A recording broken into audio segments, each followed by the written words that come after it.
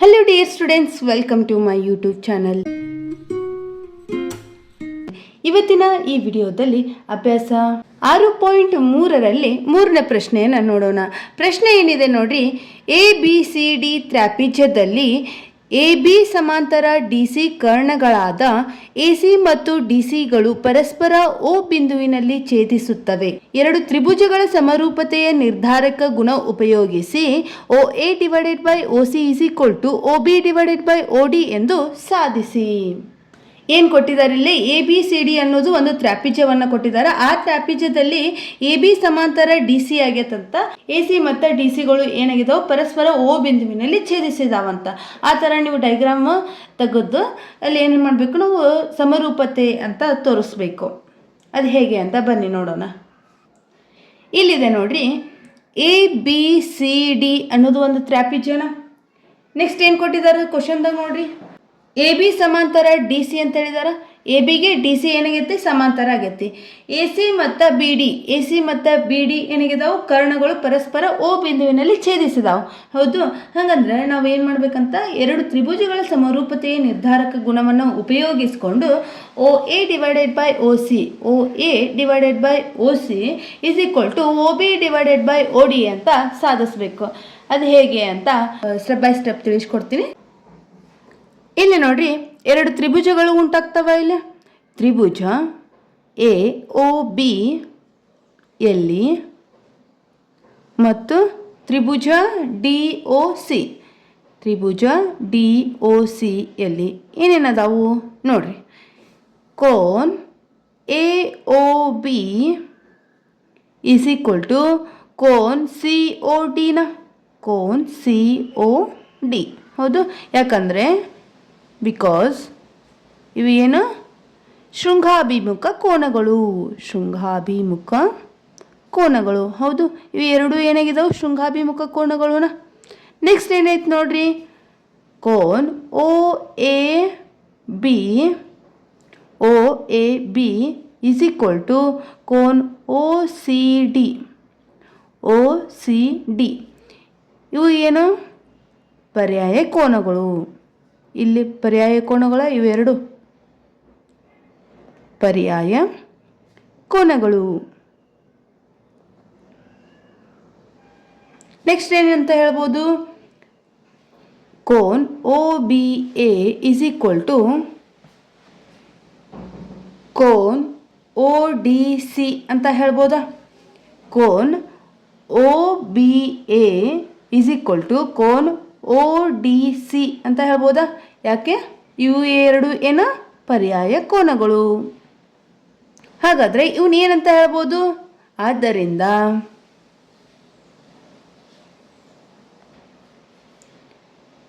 ತ್ರಿಭುಜ AOB ಮತ್ತು ತ್ರಿಭುಜ DOC ಸಮಕೋನೀಯ. ಇವುಗಳ ಮೂಲಕ ನಾವು ಏನಂತ ಹೇಳ್ಬೋದು, ಇವು ಎರಡು ಸಮಕೋನಿಗಳಾಗಿದ್ದಾವೆ ಅಂತ ಹೇಳ್ಬೋದಾ, ಸಮಕೋನೀಯಗಳು. ಹೌದು, ಆದ್ದರಿಂದ ತ್ರಿಭುಜ AOB ಸಮರೂಪಿ ತ್ರಿಭುಜ DOC ಅಂದರೆ ಕೋ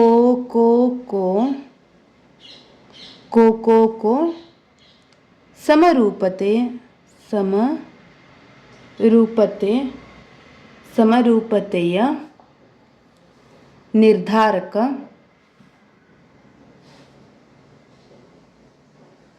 ಗುಣ.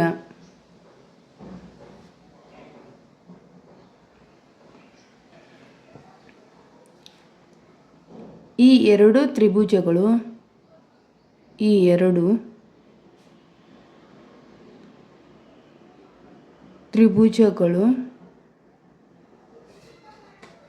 ಅನುರೂಪ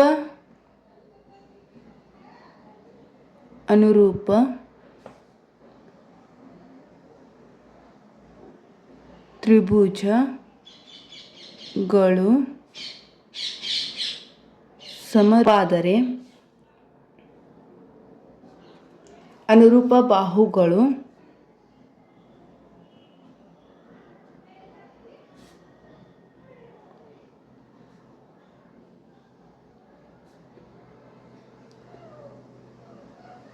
ಸಮಾನುಪಾತದಲ್ಲಿರುತ್ತದೆ.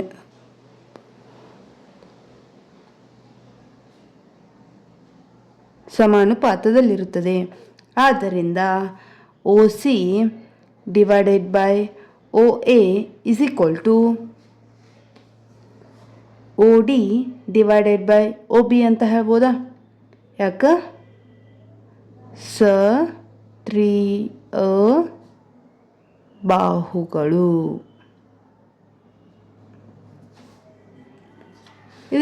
ಇದನ್ನು ರೆಸಿಪ್ರೊಕಲ್ ಮಾಡಿದಾಗ ಏನಾಗುತ್ತಾ? ವ್ಯುತ್ಕ್ರಮಗೊಳಿಸಿದಾಗ ಏನಾಗುತ್ತೆ ನೋಡ್ರಿ, OA divided by OC is equal to OB divided by OD ಆಗುತ್ತಾ? ಹಾಗಾದರೆ ನಾವು ಏನು ಪ್ರೂವ್ ಮಾಡಬೇಕಾಗಿತ್ತು? OA divided by OC is equal to OB divided by OD ಎಂದು ಸಾಧಿಸಿ ಅಂತ ಹೇಳ್ತಾರೆ. ಹಾಗಾದರೆ ನಾವು ಅದನ್ನೇ ಸಾಧಿಸಿದ್ವಿ. ಇದು ಅರ್ಥ ಆಯ್ತಲ್ರಿ? ನೆಕ್ಸ್ಟ್ 4ನೇ ಪ್ರಶ್ನೆ ಏನಿದೆ ನೋಡ್ರಿ. ಚಿತ್ರ 6.36ರಲ್ಲಿ ಅಂದರೆ ಈ ಚಿತ್ರದಲ್ಲಿ QR ಡಿವೈಡೆಡ್ ಬೈ QS ಅಂದರೆ QR divided by QS is equal to QT divided by PR ಮತ್ತು ಕೋನ್ 1 ಈಸ್ ಈಕ್ವಲ್ ಟು ಕೋನ್ 2 ಆದರೆ, ಅಥವಾ angle 1 is equal to angle 2 ಆದರೆ ತ್ರಿಭುಜ PQS ಅಂದರೆ PQS ಈ ತ್ರಿಭುಜ TQR ಎರಡು ಏನಾಗಿದಾವಂತ ಸಮರೂಪಿ ಅಂತ ಸಾಧಿಸಬೇಕು ಅಂತ ಹೇಳಿದ್ದಾರೆ. ಅದು ಹೇಗೆ ಅಂತ ಬರೀ ನೋಡೋಣ. ಏನೇನು ಕೊಟ್ಟಿದ್ದಾರೆ ಫಸ್ಟ್ ಅದನ್ನು ಬರ್ಕೋಬೇಕು. ತ್ರಿಭುಜ PQR ಒಳಗೆ ಏನೇನೈತೆ ನೋಡ್ರಿ. PQRನಲ್ಲಿ PQR ಒಳಗೆ ಏನೇನೈತಿ ಅದನ್ನು ಬರ್ಕೋಬೇಕು. PQR ಕೋನ್ PQR ಈಸ್ ಈಕ್ವಲ್ ಟು ಕೋನ್ PRQನ ಕೋನ್ PQR ಈಸ್ ಈಕ್ವಲ್ ಟು ಕೋನ್ PRQನ. ಯಾಕಂದರೆ ಏನು ದತ್ತ ಅವರೇ ಕೊಟ್ಟಿದ್ದಾರೆ. Angle 1 is equal to angle 2 ಅಂತ ಕೊಟ್ಟಿದ್ದಾರೆ. ಹಾಗಂದರೆ ಇದು ದತ್ತನ, ಬಿಕಾಸ್ ದತ್ತ ಅಂದರೆ given. Therefore PQ is equal to PR ಅಂತ ಹೇಳ್ಬೋದಾ? ಸಮೀಕರಣ 1 ಅಂತ ಹೆಸರು ಕೊಡ್ರಿ. ಅಂದರೆ PQ is equal to PR ಅಂತ ಹೇಳ್ಬೋದಾ? ಯಾಕಂದರೆ ಎರಡು ತ್ರಿಭುಜದ ಎರಡು ಬಾಹುಗಳು ಏನಾಗಿದಾವೆ, ಸಮ ಅದಾವೆ. ಇಲ್ಲಿ ನೋಡ್ರಿ, QR divided by QS is equal to QT divided by QP ಅಂತ ಹೇಳ್ಬೋದಾ? QR divided by QS is equal to QT divided by QT divided by PR ಅಂತ ಹೇಳ್ಬೋದಾ? QT ಡಿವೈಡೆಡ್ ಬೈ PR ಅಂತ ಹೇಳ್ಬೋದಾ? ಯಾಕಂದರೆ ಇದೇನು ಗಿವನ್, ಅವರೇ ಕೊಟ್ಟಿದ್ದಾರೆ ದತ್ತ. ದೇರ್ಫೋರ್ ಸಮೀಕರಣ 1ರಿಂದ ಏನು ಹೇಳ್ಬೋದು ನೋಡ್ರಿ. ಸಮೀಕರಣ 1ರಿಂದ QR divided by QS is equal to QT divided by PR ಅಂದರೆ ಏನೈತಿ, PQನ PQ. ಇದಕ್ಕೇನಂದ್ರೆ ಸಮೀಕರಣ 2 ಅಂತ ಹೆಸರು ಕೊಡ್ರಿ. ತ್ರಿಭುಜ PQS ಅಲ್ಲಿ ಈ ತ್ರಿಭುಜದಲ್ಲಿ ಮತ್ತು ತ್ರಿಭುಜ TQR ಅಲ್ಲಿ ಏನೇನಿದಾವು, ಇನ್ನೇನಂತ ಹೇಳ್ಬೋದು. QR divided by QS is equal to QT divided by QP ಅಂತ ಹೇಳ್ಬೋದಾ? ಅಂದರೆ ಇವು ಎರಡು ಏನಾಗಿದಾವು, QR divided by QS is equal to QT divided by QP ಅಂತ ಹೇಳ್ಬೋದಾ? ಹಾಗಂದರೆ ಇಲ್ಲಿ ನೋಡಿರಿ, QR divided by QS is equal to QT divided by QP ಅಂತ ಹೇಳಿದಾಗ ಇಲ್ಲಿ Q ಅನ್ನೋದು ಏನಾಗೈತಿ, ಸಾಮಾನ್ಯ ಕೋನ ಆಗೈತಿ. ಹಾಗಂದರೆ ಕೋನ್ Q ಇಸ್ ಈಕ್ವಲ್ ಟು ಕೋನ್ Q ಅಂತ ಹೇಳ್ಬೋದಾ? ಯಾಕಂದರೆ ಸಾಮಾನ್ಯ ಕೋನ. ಆದ್ದರಿಂದ ತ್ರಿಭುಜ PQS ಸಮರೂಪಿ ತ್ರಿಭುಜ TQR ಅಂತ ಹೇಳ್ಬೋದಾ? ಯಾಕಪ್ಪ ಅಂದರೆ ನಾವೇನೇನು ನೋಡಿದ್ವಿ, ಇಲ್ಲೇ ಬಾಹುಗಳು ನೋಡಿದ್ವಿ, ಆಮೇಲೆ ಕೋನಗಳನ್ನು ನೋಡಿದ್ವಿ, ಹೌದು. ಹಾಗಾದರೆ ಬಾಕೋಬ ಸಿದ್ಧಾಂತದ ಮೂಲಕ ನಾವು ಇವು ಎರಡು ತ್ರಿಭುಜಗಳು ಸಮರೂಪಿ ಅಂತ ಹೇಳ್ಬೋದಾ? ಇಲ್ಲಿವರೆಗೂ ಅರ್ಥ ಆಗಿದೆ ಅಂತ ಅನ್ಕೋತೀನಿ. ಏನಾದರೂ ಡೌಟ್ಸ್ ಇದ್ದರೆ ಪ್ಲೀಸ್ ಕಮೆಂಟ್ ಬಾಕ್ಸಲ್ಲಿ ಕಮೆಂಟ್ ಮಾಡಿ, ಹಾಗೆ ನಮ್ಮ ಚಾನಲನ್ನು ಸಬ್ಸ್ಕ್ರೈಬ್ ಮಾಡಿ. ನೆಕ್ಸ್ಟ್ 5ನೇ ಪ್ರಶ್ನೆ ಏನಿದೆ ನೋಡ್ರಿ.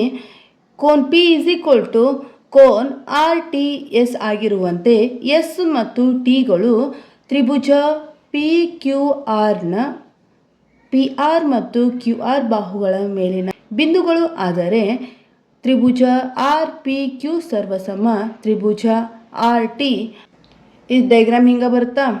ಇಲ್ಲಿ ನೋಡ್ರಿ, ಕೋನ್ ಪಿ ಇಸ್ ಈಕ್ವಲ್ ಟು ಕೋನ್ ಟಿ ಆಗುತ್ತಾ, ಯಾಕಂದರೆ ಇವು ಏನು ಎರಡು ಅನುರೂಪ ಕೋನಗಳನ್ನ. ಆಮೇಲೆ ಏನಂತ ಹೇಳಿದ್ದಾರೆ, ಎಸ್ ಮತ್ತು ಟಿಗಳು ಏನಾಗ್ಯಾವ? ತ್ರಿಭುಜ ಪಿ ಕ್ಯೂ ಆರ್ನ ಪಿ ಆರ್ ಮತ್ತು ಕ್ಯೂ ಆರ್ನ ಬಾಹುಗಳ ಮೇಲಿನ ಬಿಂದುಗಳಾಗ್ಯಾವು. ಈ ಬಿಂದುಗಳ ಆದ್ರಂದ್ರೆ ತ್ರಿಭುಜ ಆರ್ ಪಿ ಕ್ಯೂ ಸಮರೂಪಿ ತ್ರಿಭುಜ ಆರ್ ಟಿ ಎಸ್ ಅಂತ ತೋರಿಸ್ಬೇಕು ನಾವಿವಾಗ. ಅದು ಹೇಗೆ ಅಂತ ನೋಡೋಣ ಬರ್ರಿ. ಏನು ಕೊಟ್ಟಿದ್ದಾರೆ? ಫಸ್ಟು ದತ್ತ ಬರ್ಕೋಬೇಕು. ತ್ರಿಭುಜ ಆರ್ ಪಿ ಕ್ಯೂ ಮತ್ತು ತ್ರಿಭುಜ ಆರ್ ಟಿ ಎಸ್. ಇದ್ರೊಳಗೆ ಏನಂತ ಹೇಳಿದಾರೆ? ಆರ್ ಟಿ ಎಸ್, ಕೋನ್ R T S is equal to ಕೋನ್ P R Q P R. P R ಯಾಕಪ್ಪ ಅಂದರೆ ಇದು ದತ್ತ. ಇಲ್ಲಿ ಆರ್ ಕಾಮನ್ ಐತೆ ಎರಡರೊಳಗೂ, ಹೌದು. ಹಾಗಂದರೆ ಕೋನ್ ಆರ್ ಈಸ್ ಈಕ್ವಲ್ ಟು ಕೋನ್ ಆರ್ ಅಂತ ಹೇಳ್ಬೋದಾ? ಅಥವಾ angle R is equal to angle R.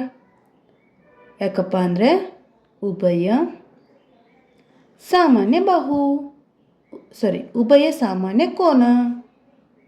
ಇಲ್ಲಿ ಕೋನವನ್ನು ಕನ್ಸಿಡರ್ ಮಾಡಿದ್ದೀವಿ, ಅದಕ್ಕಾಗಿ ಉಭಯ ಸಾಮಾನ್ಯ ಕೋನ ಅಂತ ಹೇಳ್ತೀವಿ. ನೆಕ್ಸ್ಟ್ ಏನಂತ ಹೇಳ್ಬೋದು ಅಂದ್ರೆ, ಇಲ್ಲಿ ಆರು ಎರಡಕ್ಕೂ ಸೇಮ್ ಅದಾವು ಅಂದ್ರೆ ನಾವು ಈ ಎರಡು ತ್ರಿಭುಜಗಳು ಸಮರೂಪಿ ಅಂತ ಹೇಳ್ಬೋದಾ? ಆದ್ದರಿಂದ ತ್ರಿಭುಜ ಆರ್ ಪಿ ಕ್ಯೂ ಸಮರೂಪಿ ತ್ರಿಭುಜ ಆರ್ ಟಿ ಎಸ್ ಅಂತ ಹೇಳ್ಬೋದಾ? ಯಾಕಪ್ಪ ಅಂದರೆ ಕೋನ ಕೋನ ಸಿದ್ಧಾಂತ, ಕೋ ಸಿದ್ಧಾಂತ. ಇಲ್ಲಿವರೆಗೂ ಅರ್ಥ ಆಗಿದೆ ಅಂತ ಅನ್ಕೋತೀನಿ. ನೆಕ್ಸ್ಟು 6ನೇ ಪ್ರಶ್ನೆ ಏನಿದೆ ನೋಡ್ರಿ. ಚಿತ್ರ 6.7ರಲ್ಲಿ ಈ ಚಿತ್ರದಲ್ಲಿ ಏನು ಕೊಟ್ಟಿದ್ದಾರೆ?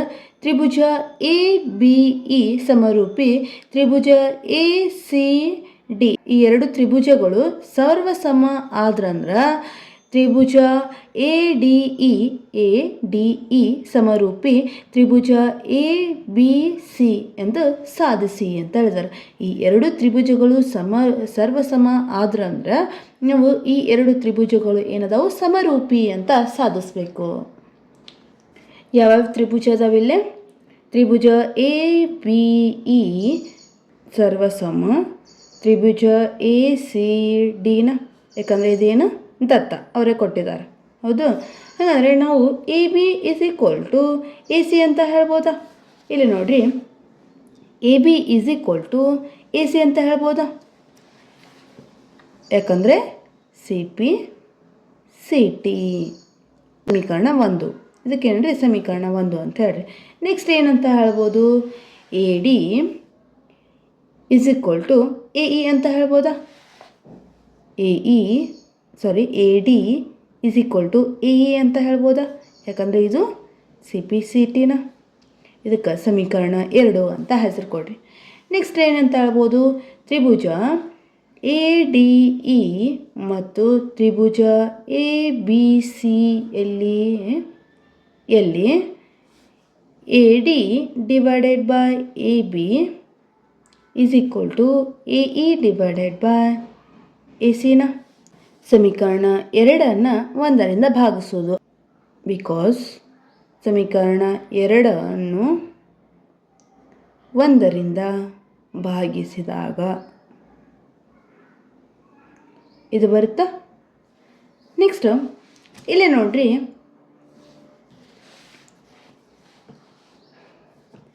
A D divided by A B is equal to A E divided by A ಸಿನ. ಅಂದರೆ ಇಲ್ಲಿ ಎ ಅನ್ನೋದು ಏನಾಗೈತಿ, ಕಾಮನ್ ಆಗೈತಿ. ಹಾಗಂದರೆ ಕೋನ್ ಎ ಈಸ್ ಈಕ್ವಲ್ ಟು ಕೋನ್ ಎನ, ಯಾಕಂದರೆ ಸಾಮಾನ್ಯ ಕೋನ.